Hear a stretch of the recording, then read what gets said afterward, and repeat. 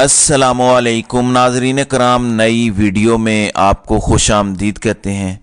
पूरे मुल्क में तमाशा लगा दिया गया है, जिसके बाद इस वक्त पूरे मुल्क से अजीबो गरीब खबरें आना शुरू हो गई हैं, जो मैं आपसे शेयर करूंगा। आप जानते हैं कि आज 30 तारीख है और आज बड़ा ही इम्पोर्टेंट दिन था, और ये इम्पोर्टेंट दिन इसलिए था कि 25 से जो कागजात नामजदगी की जांच पड़ताल का अमल शुरू हुआ, जिसको स्क्रूटनी का अमल कहते हैं, यानी पहले मरहले के अंदर आपने कागजात नामजदगी जमा करवाए, दूसरे मरहले के अंदर ये देखना है कि क्या आपके कागजात मंजूर होते हैं या आपके कागजात मुस्तरद हो जाते हैं, यानी आपको इलेक्शन लड़ने की इजाज़त दी जाती है या इलेक्शन लड़ने की इजाज़त नहीं दी जाती। वो स्क्रूटनी का अमल पूरा होने का आज आखिरी दिन है। जिस तरह इमरान खान के लाहौर के हलके के अंदर जो कागजात जमा हुए हैं उस पर फैसला महफूज हो चुका है, वो आज सुनाया जाना है।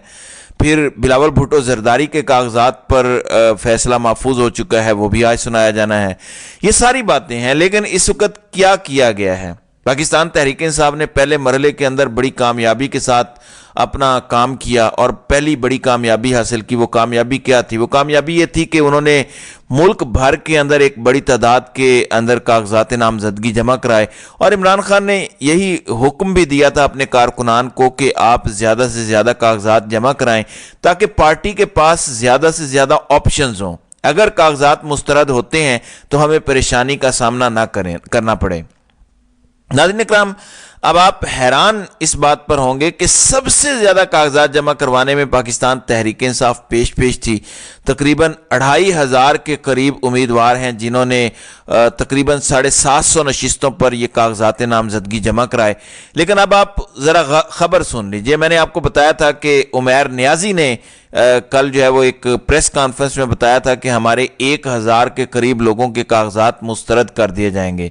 मेरी इत्तलाआत ये हैं, जो मेरे ज़राए बता रहे हैं, कि इवन रिटर्निंग अफसरान को पहले से बता दिया गया है कि ये वो लोग हैं जिनके कागजात मुस्तरद होने हैं, ये हमें इलेक्शंस में नहीं चाहिए। अब इसके लिए क्या किया जा रहा है, मैं आपको एक मिसाल देना चाहता हूँ। सियालकोट का हल्का NA 71, जहाँ पे ख्वाजा आसिफ के मुकाबले में उस्मान डार की वालदा रेहाना इम्तियाज डार इलेक्शन लड़ रही हैं, और आप जानते हैं कि रात को उमर डार को लाहौर से उठा लिया गया। अभी तक कोई पुलिस नहीं मान रही, कोई इदारा नहीं मान रहा। इवन जो तहरीक इंसाफ के वकला हैं, उन्होंने उनकी बाजियाबी के लिए लाहौर हाई कोर्ट में दरखास्त दायर की है। अब उस्मान डार की वालदा के कागजात मुस्तरद कर दिए गए हैं, यानी ख्वाजा आसिफ के मुकाबले में उन्होंने इलेक्शन लड़ने का ऐलान किया, लेकिन उस्मान डार की वालदा को बताया गया कि इन्होंने सोशल सिक्योरिटी के वाजिबात अदा नहीं किए, फलां प्लाट उनके पास था जो नहीं बताया, आपने जो अपने आमदन के असासे और जराए हैं वो नहीं बताए। तो इस किस्म के बहाने बनाए गए हैं। अब आप मुझे बताएं, ये कोई बहाना है कि आपने सोशल सिक्योरिटी के वाजिबात अदा नहीं किए? वजह क्या है? वजह यह है कि उस्मान डार वाले हल्के के अंदर हर सूरत ख्वाजा आसिफ को वॉक ओवर देना है, हर सूरत ख्वाजा आसिफ को इलेक्शन में जितवाना है, जिसके लिए ये सारा ड्रामा रचाया जा रहा है।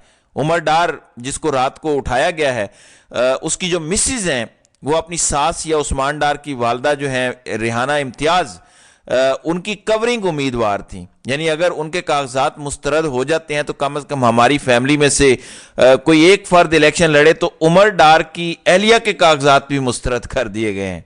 इसका मतलब क्या है?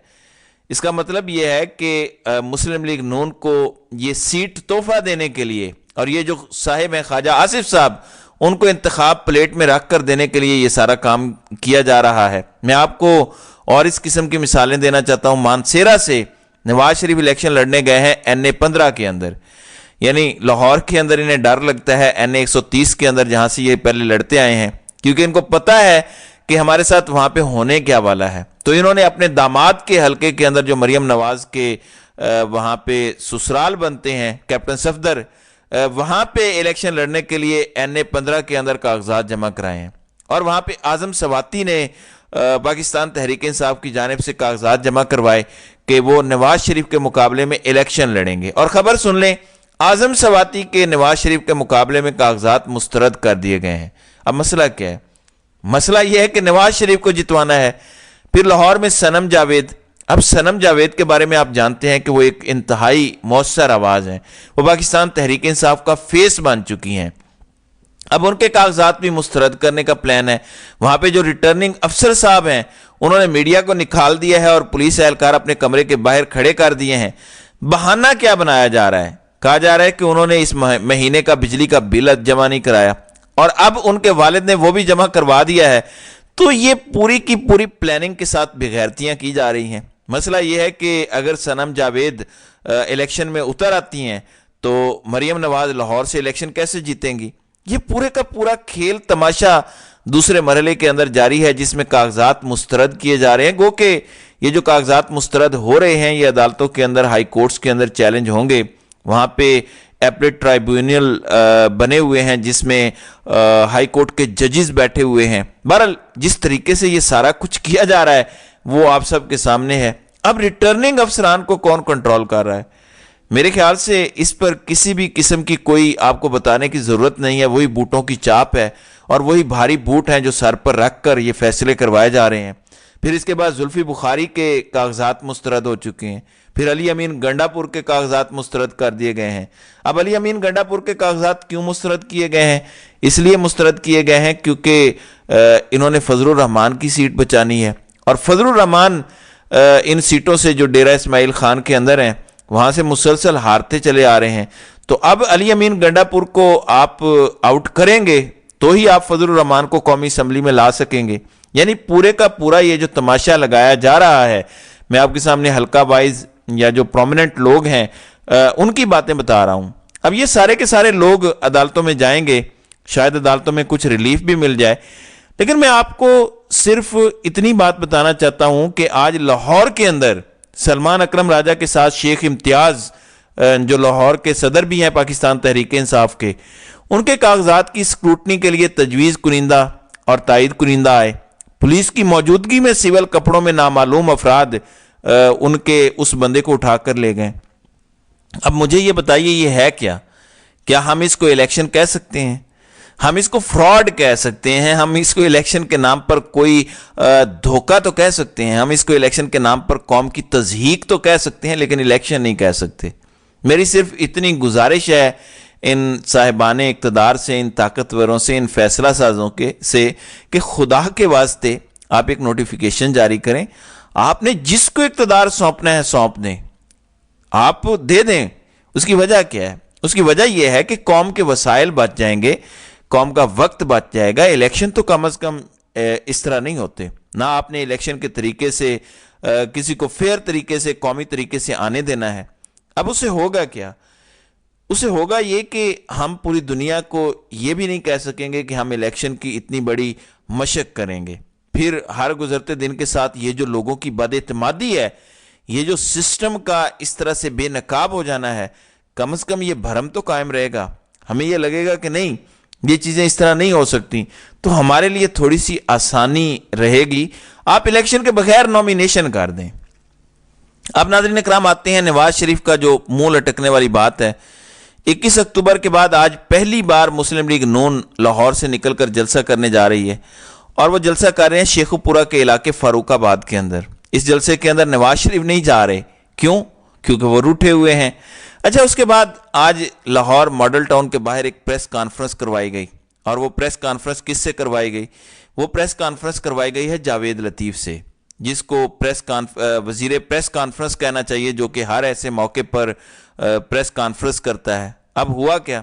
جاوید لطیف نے یہ کہا ہے کہ جو نواز شریف کو ڈان اور سسیلین مافیا جیسے الفاظ کہے گئے ہیں وہ عدالت نے واپس نہیں لیے، جبکہ کسی کو گڈ ٹو سی یو اور معصوم کہا جاتا ہے۔ پھر اس کے بعد بجائے اس کے کہ وہ یہ بتاتے کہ کیا کر رہے ہیں، وہ کہتے ہیں کہ ادارے اور ایجنسیاں ہوش کے ناخن لیں۔ مقبولیت کا پیمانہ یہ ہے کہ سوشل میڈیا پر یہ تاثر دیا جا رہا ہے کہ ایک دہشت گرد کے فالوور زیادہ ہیں۔ پھر وہ پوچھ رہے تھے کہ آپ یہ بتائیں کہ سوشل میڈیا کو کون چلا رہا ہے۔ پھر انہوں نے ایون پاکستان تحریک انصاف پر یہ الزام لگایا کہ یہ ماحول بنایا جا رہا ہے کہ یا تو انتخابات ملتوی ہو جائیں یا پھر مارشل لا لگ جائے۔ میرے خیال سے یہ چیز جن کو سب سے زیادہ سوٹ کرتی ہے وہ مسلم لیگ نواز ہے، اور مسلم لیگ نواز میرے خیال سے الیکشن سے ہمیں بھاگتی نظر آ رہی ہے، اور یہ سارے کا سارا تماشا جو لگایا جا رہا ہے وہ مسلم لیگ نون کے لیے ہی ہمیں دکھائی دیتا ہے۔ پھر اس کے بعد میں نے آپ کو سکندر سلطان راجہ کے حوالے سے بتایا تھا، اس وقت سکندر سلطان راجہ سب سے زیادہ مسلم لیگ نون کو ریسکیو کرنے کے لیے، بچانے کے لیے ہمیں میدان میں دکھائی دیتے ہیں۔ پاکستان تحریک انصاف کو جو بلے کا نشان واپس ملا، اس کے خلاف میں نے آپ کو بتایا کہ الیکشن کمیشن نے فیصلہ کیا کہ وہ انٹرا کورٹ اپیل کریں گے، یعنی سنگل بینچ کا جو فیصلہ ہے وہ ڈویژنل بینچ یعنی 2 ممبر بینچ کے سامنے جائے گا۔ ویسے وہ کوئی کام نہیں کرتے ہفتے کے دن، لیکن آج صبح سویرے ہی وہ پشاور ہائی کورٹ پہنچے ہیں، اور پشاور پہنچ کے انہوں نے اس فیصلے کے خلاف اپیل دائر کر دیا کہ نہیں عمران خان کو بلے کا نشان کیوں دیا ہے، آپ واپس لیں۔ یہ ان کی جانب سے آخری ترب کا پتہ ہے، کیونکہ شہباز اور نواز نہیں چاہتے کہ ان کے مقابلے میں بلے کا نشان ہو۔ عمران خان تو دور کی بات ہے، کیونکہ انتخابی نشان سے بھی ان کو ڈر لگتا ہے۔ تو ناظرین کرام، آپ کی اس ویڈیو کے حوالے سے کیا رائے ہے؟ آپ اپنی رائے کا اظہار کامنٹ سیکشن میں ضرور کیجیے گا۔